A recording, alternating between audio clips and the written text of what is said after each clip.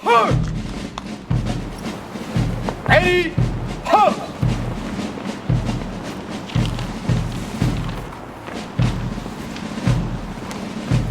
All right, push!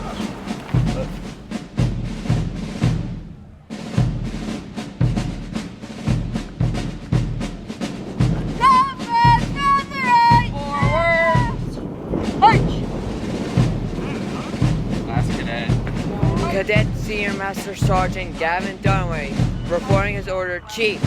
Right, left.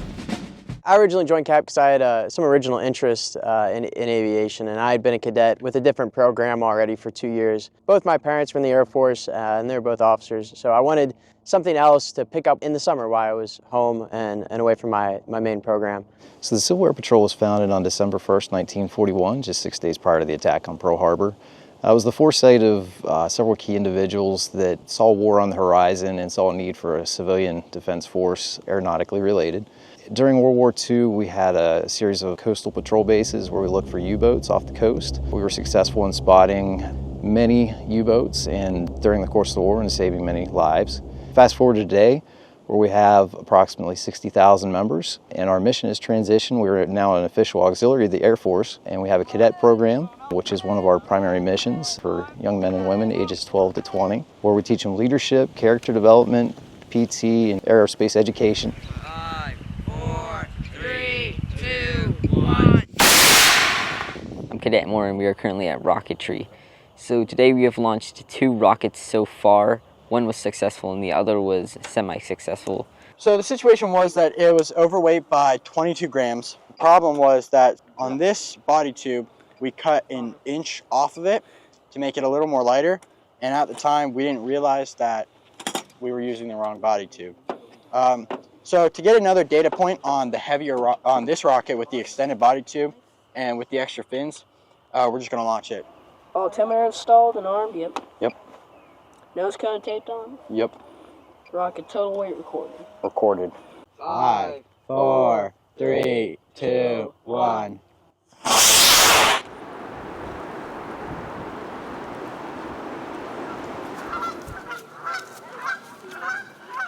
We're doing a mock evaluation for the Federal Emergency Management Agency, or FEMA. We're checking out all the dams and make sure there's no cracks in the concrete or none of the barriers are broken for debris to get through. It's important what we're doing in case there is flooding.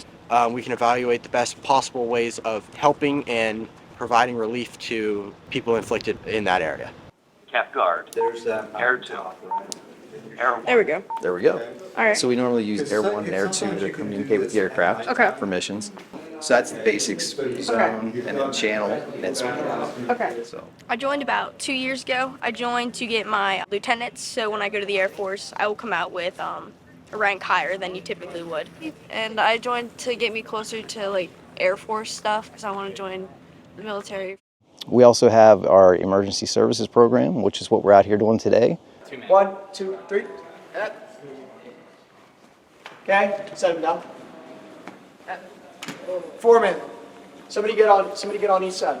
Here, come right here. Some of the main fun things would be at encampment or SARXs, like hiking through the Appalachian Trail with stretchers, carrying bodies and things like that is pretty fun. And encampments, riding in C-130s and Blackhawks, things like that, that normal 14, 15-year-olds would never be able to do without CAP. What I'm planning on doing in my career in the future is either a bomber pilot or a fighter pilot.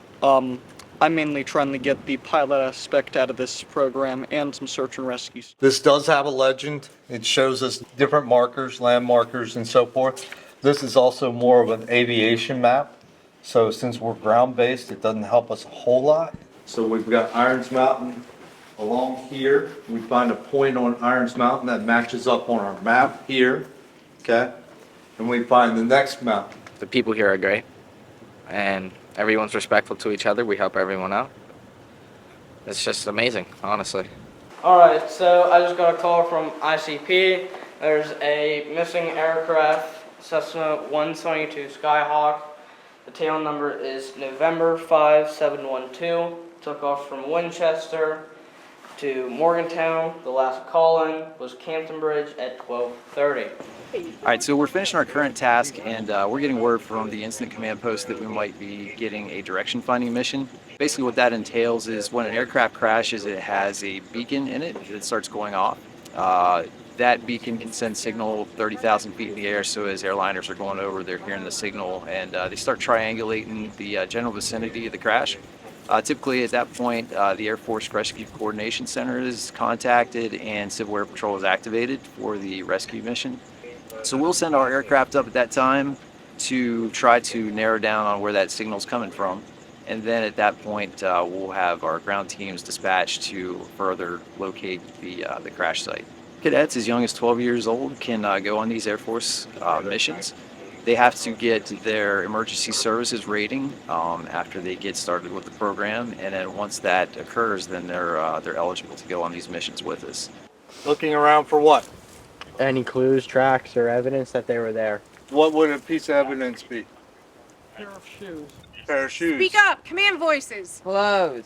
Clothes. Anybody else? Yo. Debris. Debris. Just roll out.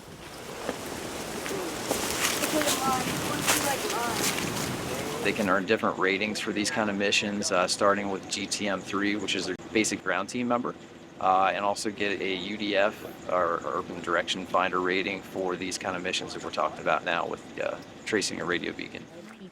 That tree, any one of those decides to uproot on us as we're moving, what's the distance that we have to move in order to get away from it if we notice it in time? Sideways. Yeah, you're going to be hauling, right? You're learning what you do, right? And I'm trying myself. I joined in 2016 with my son Austin. He wanted to join as a cadet. I decided to join as a senior member to support the squadron. Shortly after I joined, Captain Crystal Joy joined with her son.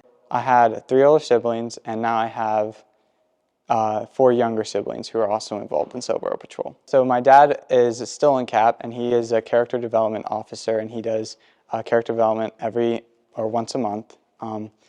It's been a great experience for him to be in with me and several of my siblings, being promoted with them. Friendships last for a lifetime in Civil Air Patrol, truly. And the things you learn from them, you can't really learn anywhere else. This is truly a unique program. It's been a very good experience. I've done a lot of things that I've enjoyed, including emergency services. I've made a lot of friends, and I wouldn't trade any moments that I've had for anything.